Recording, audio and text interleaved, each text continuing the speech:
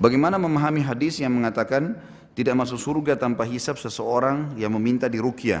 Apakah termasuk ruqyah syar'iyah? Karena saya pernah ingin diruqyah tapi tidak jadi karena diberitahu hadis tersebut.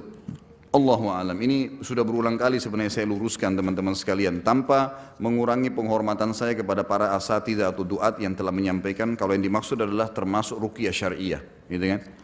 Teman-teman sekalian, saya ulangi kembali hadisnya. Hadis ini diriwayatkan oleh banyak ya ahli sunan juga, kalau saya tidak salah diriwayatkan Imam Ahmad. Kata Nabi SAW, akan masuk surga dari umatku 70.000 tanpa hisab. Perhatikan cirinya Nabi sebutkan. Yang pertama, tidak bertatayur. Tahu apa tatayur? Gantung nasib dengan benda. Pernah saya jelasin, tangan kanannya gatal mau keluarin duit, tangan kiri kanan mau dapat duit. Ini dusta, tatayur, nggak ada.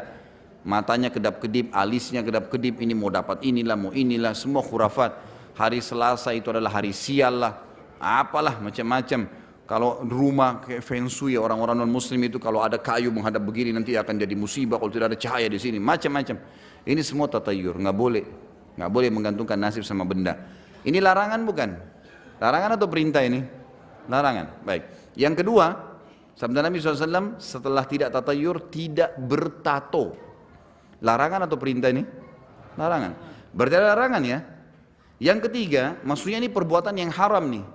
Yang ketiga, tidak minta ruqyah. Sekarang bagaimana memahami tidak minta ruqyah ini dengan dalil-dalil jelas sahih riwayat Bukhari, riwayat Muslim, riwayat Imam Malik, semuanya tentang masalah dalil-dalil ayat ruqyah. Hadis-hadis ruqyah ya. Seperti Jibril pernah membaca kepada Nabi SAW, Bismillahirrahmanirrahim, min kulli syarrin yu'dhik, wallahu yashfik. Semoga Allah aku meruqyahmu dan semoga Allah menyembuhkanmu, gitu kan? Itu bahasa dibahasakan. Nabi SAW pernah kena sihir dalam hadis Bukhari oleh Lubab ibn A'sam. Lubab ibn A'sam, orang Yahudi dari suku Za'far yang mengambil sisir Nabi SAW dan rambutnya kemudian ya disihir, dimantrain. Lalu Nabi SAW ruqyah, membaca ayat ruqyah, memerintahkan para sahabat melakukannya. Pernah Nabi SAW mengambil pelapa kurma lalu menepukkan ke badan seorang sahabat yang merasa terganggu oleh syaitan sambil mengatakan ukhruji aduwallah, keluarlah wahai musuh Allah. Itu pernah ada riwayat banyak. Gimana mempertemukan antara perintah agama ruqyah, pengobatan nabawiyah dengan hadis yang mengatakan ruqyah tadi ini dilarang.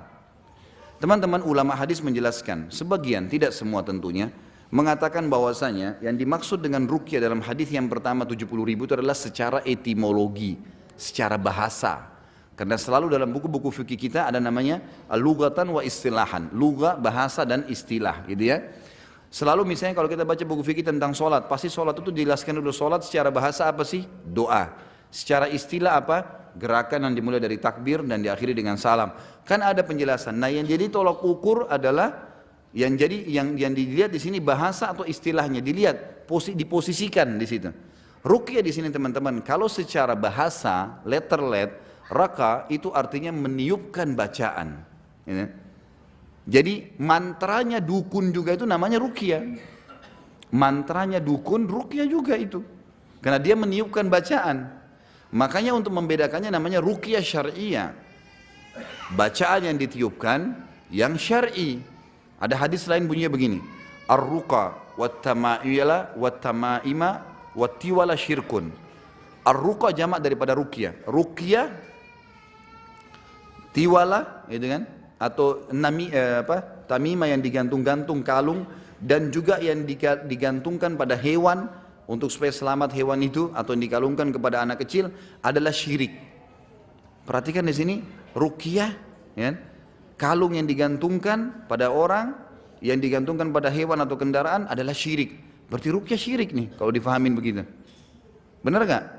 Tapi ternyata di sini kata ulama bukan itu, ini ruqyah secara bahasa, artinya mantra yang dimantrain oleh orang-orang, ya itu berarti orang-orang yang bukan orang beriman, bukan doa-doa yang dianjurkan, maka berarti itu adalah perbuatan syirik, Jadi sini secara etimologi teman-teman sekalian, bukan secara istilah, gitu kan? Karena kalau kita tarik, oh ternyata orang yang minta ruqyah tidak akan masuk surga. Tapi bagaimana dengan orang yang sakit? Orang yang sakit gimana caranya? Kata Nabi SAW, tadawaw ya ibadallah, berobatlah kalian wahai hamba-hamba Allah. Bagaimana kita memahami hadis ini? Orang sudah sakit baru tidak mau. Ada seseorang teman saya, juga sering berkonsultasi masalah agama, beliau peruqyah. Lalu ditanya, Ustaz, saya pernah hadapin satu orang pasien, ini orang sudah 15 tahun kena sihir, setengah mati, setiap hari ketindihan, setiap hari mimpi buruk, ribut terus dengan istrinya, tapi dia nggak pernah mau ruqyah, udah 15 tahun. Kemudian dia datang kepada saya, konsultasi, saya rasa begini, saya rasa begini. Terus tidak sengaja teman saya ini bilang, Pak, kenapa nggak ruqyah? Dia bilang, saya tunggu kalimat itu Ustaz, saya ditawarin ruqyah, supaya saya mau ruqyah. Kalau saya minta, saya takut kena hadis tadi. Gitu kan. 15 tahun sakit. Sama orang ke dokter, dia bilang apa? Dok, saya tunggu dokter nanya, mau berobat nggak? Gitu. Baru saya mau berobat, kalau enggak saya nggak mau bicara. Nggak bisa, jangan salah dalam pemahaman ini ya. Allahu a'lam, ini setahu saya. Sekali lagi, saya bukan menjatuhkan siapapun, bukan menyalahkan pendapat siapapun, tapi saya jelaskan apa yang saya fahamin. Ini menurut saya lebih adil, ya. Ini kata Allah SWT dalam Al-Quran jelas ya, fa'dilu. Kita harus disuruh adil, bijaksana dalam memahami masalah-masalah seperti ini. Karena kalau tidak akan bentrok dengan dalil-dalil ruqyah, banyak tuh. Dalil hadis-hadis tentang doa-doa ruqyah banyak sekali itu. Antum kalau baca buku kecil yang terbitan Pusaka Ibnu Umar, doa ruqyah yang 7.000 rupiah harganya, tebal, tipis, kecil, tapi banyak sekali dalamnya. Ayat-ayat Al-Quran yang pernah dibaca oleh Nabi SAW, dibaca oleh sahabat. Bahkan pernah sahabat mengobati kepala suku yang kena sengatan, ya, kala jengking dengan baca Al-Fatihah, gitu kan. Kemudian sahabat itu meminta agar diberikan balasan makanan. Maka keluarlah banyak pendapat ulama itu, boleh nggak peruqyah mendapatkan hasil balasan dan seterusnya lah. Tapi itu khilaf di antara ulama, gitu. Tidak boleh kita vonis ya. Allahu a'lam.